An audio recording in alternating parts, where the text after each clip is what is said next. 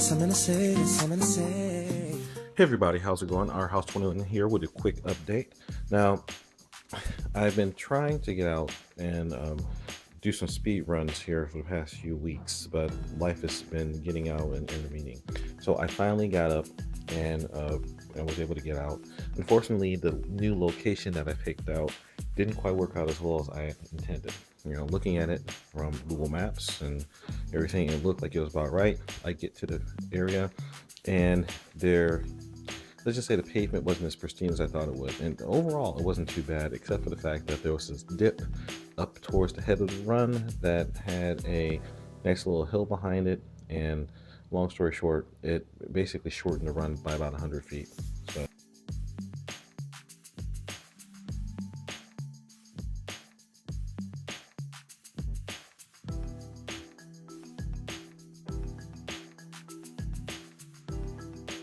ended up not being able to support my needs. But I ended up going out, taking both cars, and I at least did do some shakeout runs. And what you see before me is just a collection of the current hardware, and just to give you an idea about where I am on that.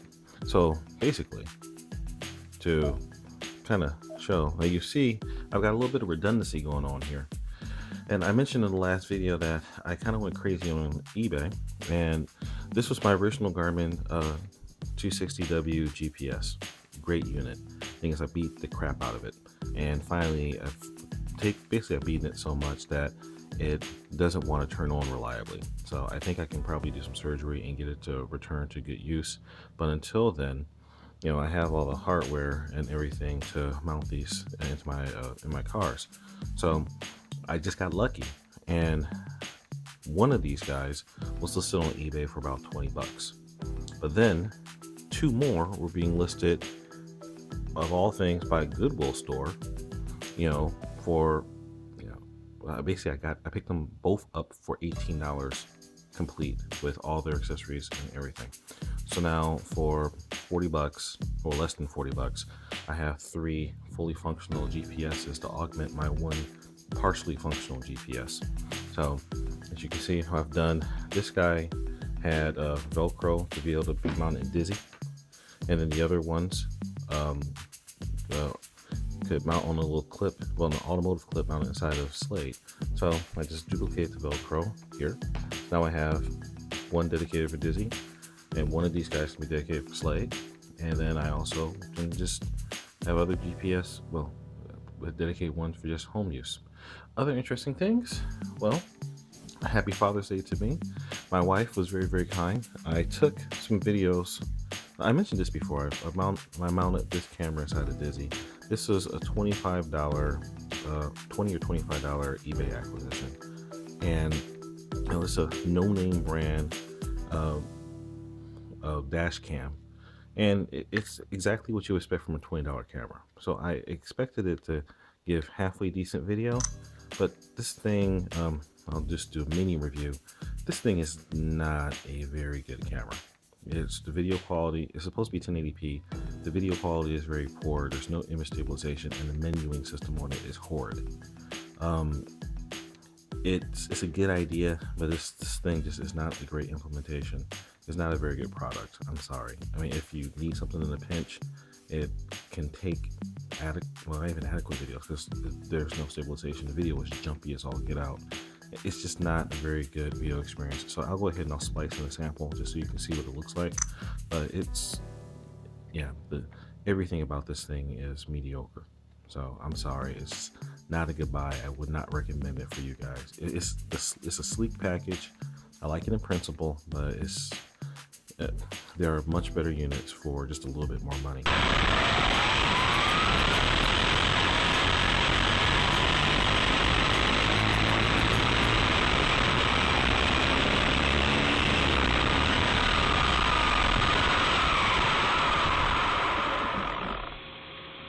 So my wife saw my disappointment with this thing. So happy Father's Day to me. She got me a GoPro Hero 3. And this nice little guy is wonderful because Well, GoPros have amazing video quality, but on top of that, it also has built-in Wi-Fi, and she got me the optional LCD touch backpack. So just kind of firing it up.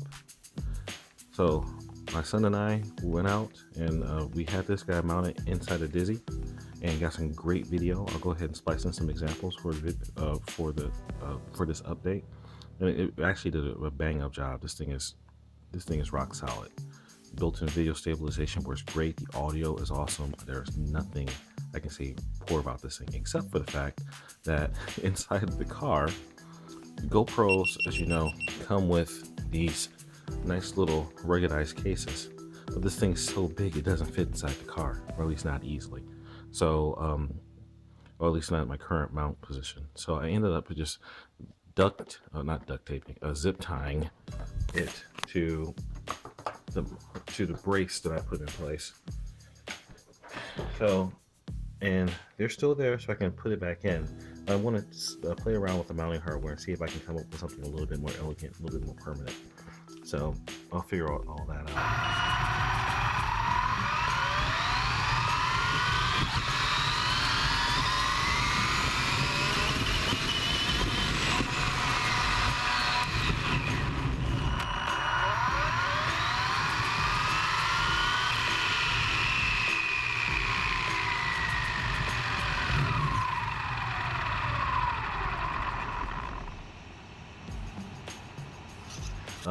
The other thing, and you'll see from some of the video that I spliced in, that divot that I mentioned.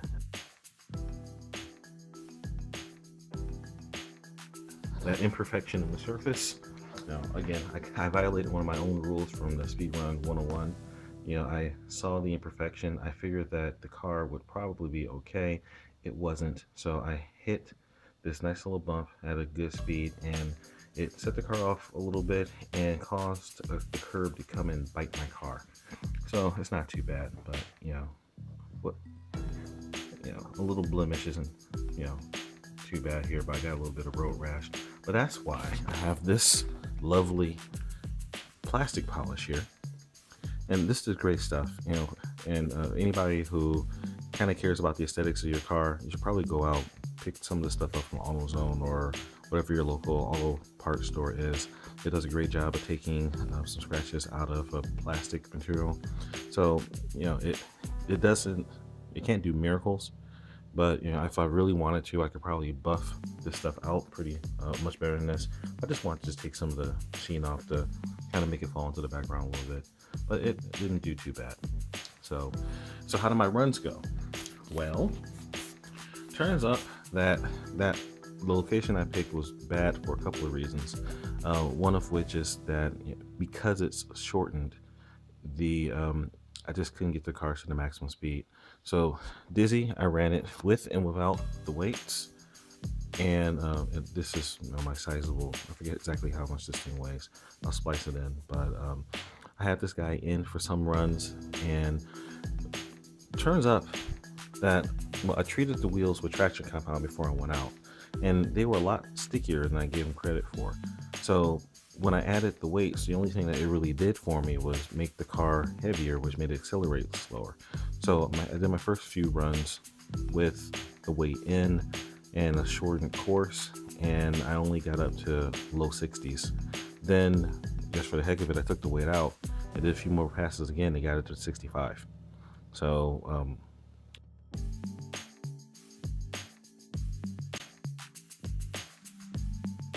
if I had a longer, better course, I probably would have broke 70 with a Slade today, but I didn't. Over on Dizzy, he didn't do quite as well with the shortened course. I only got it up to, I think, the low 50s. But I got some great video inside, so like I said, I'm going to splice that in. Because of the length, I may go ahead and make that a separate video, but you'll see it one or the other. Cool thing about it, because of the video location or the location of the GoPro more inboard, you're able to see out of the window, to see the world going by, but you're also able to see the suspension action of the, the front wheels. And I didn't realize how much work the front suspension was doing on this. Now, the course that I ran on wasn't that bad. It was fairly smooth, but there were a few sections that had some nice divots, some nice bumps, and some nice, rough areas. But you can really see the suspension work. So I really am a fan of these GTR shocks. And again, I ditched the stock shocks on both of these vehicles, and I went to E-Revo shocks, E-Revo GTR, and like I said, they worked really, really well. The nice thing about these guys with the red springs is they are about 2 to 3 times the suspension rate of the stock springs, and they support the higher weight of the vehicles with extra weighting very well, and they just work well. They're durable, they're high quality, and they're very adjustable, and they really soak up the bumps. So if you're gonna lower the vehicle, that's a great way of doing it. They slam them really. I think I took about over an inch out of the ride height of both vehicles, but I still maintain suspension travel. So the suspension is free to do the work that it's supposed to do, give a nice smooth ride. And like I said, when you look at the GoPro video, you see that they're really working, and I can't be happier with them. So, and they have enough headroom where they can support more weight if I want to throw more at it, or they can run just fine now. So I think that both these cars are pretty much in dedicated street configurations. And so when it comes time to bash, I'm going to have to get my new guy built up, and you'll see that in subsequent videos. But all in all, I'm pretty happy with the run I had today, even though I didn't break 70. But I have a couple more locations scouted out, so I'm going to have to try those out in later videos. So I'll keep you posted, and you guys stand by and you'll see.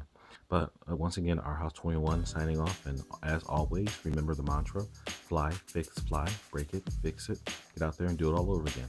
All right, have fun, guys, be safe, and thanks a lot. All right, I'll see you next time.